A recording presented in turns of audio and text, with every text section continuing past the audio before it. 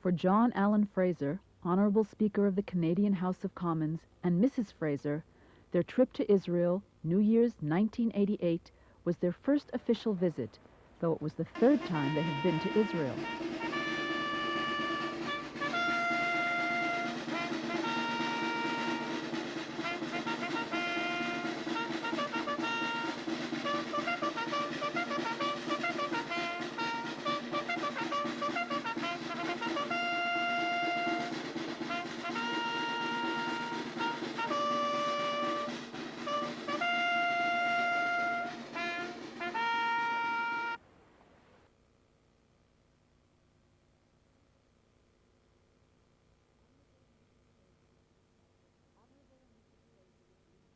Honorable and Mrs. Fraser were greeted by their host, Speaker of the Israeli Knesset, Mr. Shlomo Hillel, in a reception area decorated with tapestries designed by the late artist Marc Chagall. I'm really very pleased and very honored to welcome you here, Mr. Speaker, Mr. Fraser, Mr. Ambassador, Mr. Bartleman. We have been looking forward to see you in this country, which you know very well. But this time it has a very meaningful significance for us to host you here as the Speaker of the democracy in Canada. Each of our days so far has been, I think, very productive, and I'm very glad to be back. I feel very much at home. The two speakers exchanged greetings and, as is customary, tokens to commemorate the occasion. This is a jar, and it's in a good shape. It's not broken, and you can use it still. Mr. Speaker, that is an extraordinary gift. And not only myself, but on behalf of all of the members of Parliament in the House of Commons, let me say thank you to you and to your country. So I wanted to bring something for you, Mr. Speaker, which would be Canadian, done by a Canadian, and would be representative of the great natural heritage which our country has. And having somewhat of an interest in the whole subject of wildlife and environment myself, I have here a carving of a polar bear done by a Canadian artist, and which I hope will be some token of our esteem and our memory and the friendship which exists between us. Thank you very much. You can drop that, but don't drop it on your foot. The visit of the Speaker of the Canadian House of Commons is a significant contribution to the close friendship between Canada and Israel. We will always remember that Canada voted for the establishment of the State of Israel in 1947 and allowed the United Nations to reach one of its finest decisions, the recognition of the historic rights of the Jewish people to statehood in their ancestral homeland. From the beginning of our independence, our two countries have enjoyed cordial relations based on the common democratic values of the free world.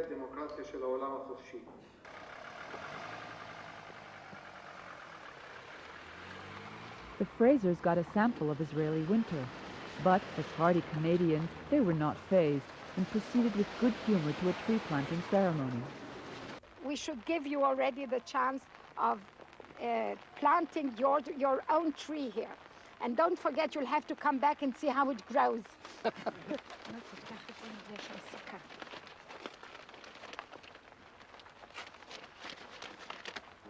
I love playing in the mud.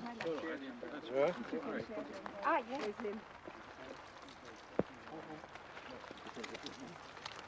Thou who buildest Zion and Jerusalem, take pleasure in thy land and bestow upon it thy goodness and thy grace. Give dew for a blessing and cause beneficent rains to fall in their season, to satiate the mountains of Israel and her valleys, and to water thereon every plant and tree and these saplings which we plant before thee this day. Make deep their roots and wide their crown, that they may blossom forth in grace amongst all the trees in Israel, for good and for beauty. and strengthen the hands of all our brethren who toil to revive the sacred soil and make fruitful its wastes. Bless, O Lord, their might, and may the work of their hands find favor before thee. Look down from thy holy habitation, from heaven, and bless this land that it may flow again with milk and honey. Amen. Amen. Thank you very much. You're welcome.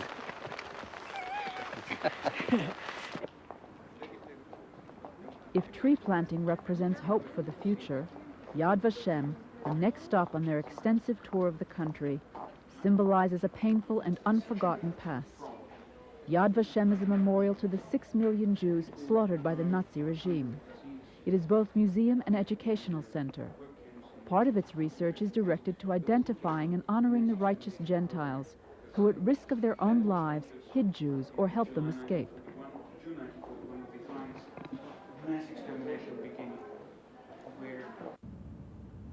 The Frasers headed north to Haifa, a major port and home to the Technion, an important center for technological education and research. At the Technion, they were greeted by the president of the institute, Dr. Max Rice.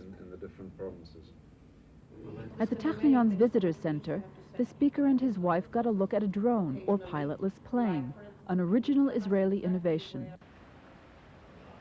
Their next stop was the Coastal and Marine Engineering Research Institute.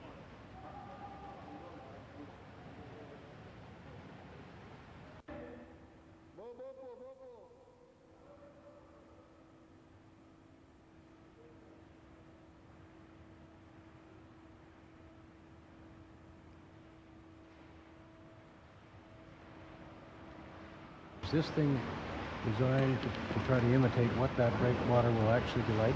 No. It isn't. No. It is a sedimentological model. In this model, we study the effect on the shoreline, sedimentation, erosion in the sea. What is the environmental effect of this structure?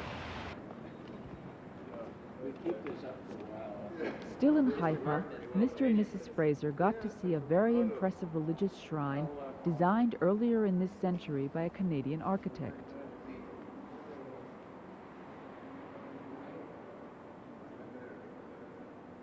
Israel is the holy land of the 3 large monotheistic faiths, but it is also sacred for other, less well-known religions, like the Baha'i faith.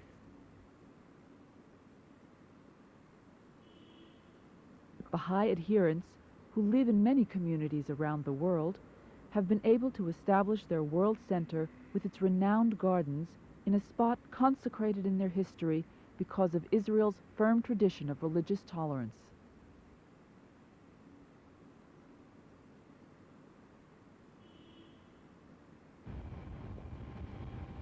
The next stop on the speaker's itinerary was a visit to an Israeli high-tech company which produces sophisticated medical equipment. The visitors were given a demonstration of the CAT scanner developed by this company. On this image, by the help of the vertebrae, the whole lumbar spine, the cut here, and the image itself.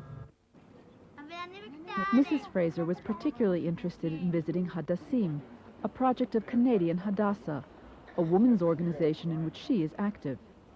Hadassim is a school for disadvantaged children who need special attention. The children were thrilled to have such important visitors and were quick to offer gifts of their own making. You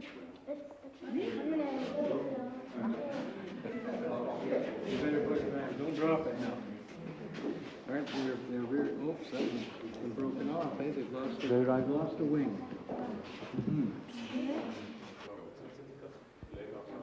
A highlight for Honorable Fraser was the meeting with the members of the Knesset's Canada-Israel Friendship Society, chaired in Israel by Knesset member Dan Meridor. Honorable Speaker Fraser was the founder of the Canadian counterpart of this society. I think that without overdoing it, I can tell you that I feel very much at home here. And that is a consequence of many years of association with your people.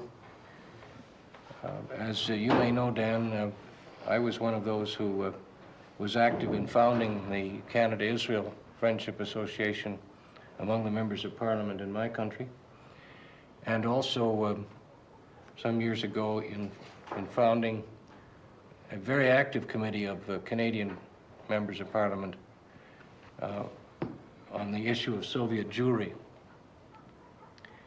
And in that regard, I would like to share with you something that happened last night.